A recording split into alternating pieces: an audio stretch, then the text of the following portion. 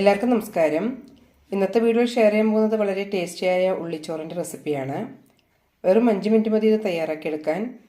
3 ചേരുവകളും എങ്ങനെ ഉണ്ടാക്കുന്നത് നോക്കാം.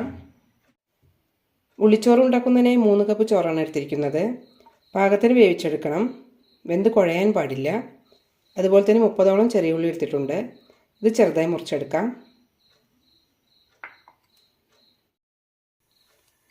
ഇതുപോലെ കുറച്ച് ചെറുതാക്കി തന്നെ മുറിച്ചെടുക്കണം. ഇനി ചോറുണ്ടാക്കാം. പാൻ ചൂടായിട്ടുണ്ട്. 2 ടേബിൾ സ്പൂൺ നെയ്യിടാം.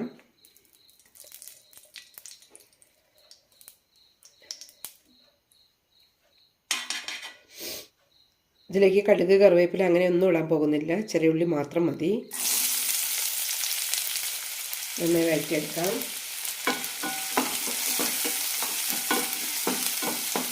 ചെറുതായി ചോക്കുന്നവരെ വഴറ്റിയെടുക്കണം.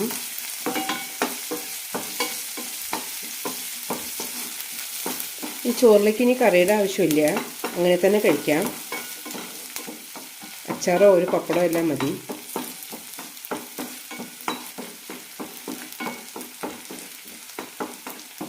ഒരു നുള്ളു ഉപ്പിടാം.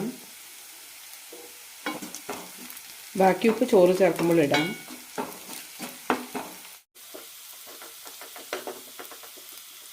ലോ ഫ്ലെയിമിലിട്ടാണ് വഴറ്റിയെടുക്കുന്നത്. ഉള്ളി ചോക്കാനൊന്നും പാടില്ല, അതേപോലെ തന്നെ കരിയാനും പാടില്ല. ഉള്ളിച്ചോറിൻ്റെ ടേസ്റ്റ് തന്നെ മാറും.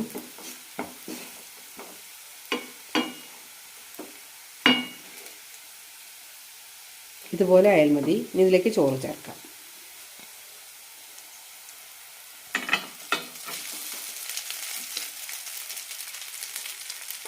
ആവശ്യത്തിന് ഉപ്പും ചേർക്കാം.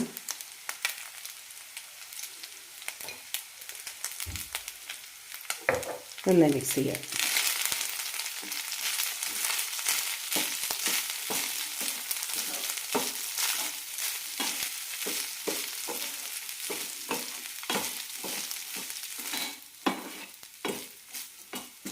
ഈ സമയത്ത് ഉപ്പൊന്ന് ചെക്ക് ചെയ്ത് നോക്കാം.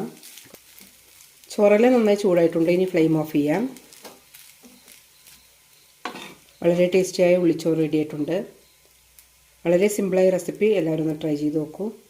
മുളക് പൊടിയോ പച്ചമുളകോ ഒന്നും ചേർക്കാത്തത് കൊണ്ട് തന്നെ കുട്ടികൾക്കെല്ലാം വളരെ ഇഷ്ടപ്പെടും. കുട്ടികളുടെ ലഞ്ച് ബോക്സിലേക്ക് നല്ലൊരു റെസിപ്പിയാണ്.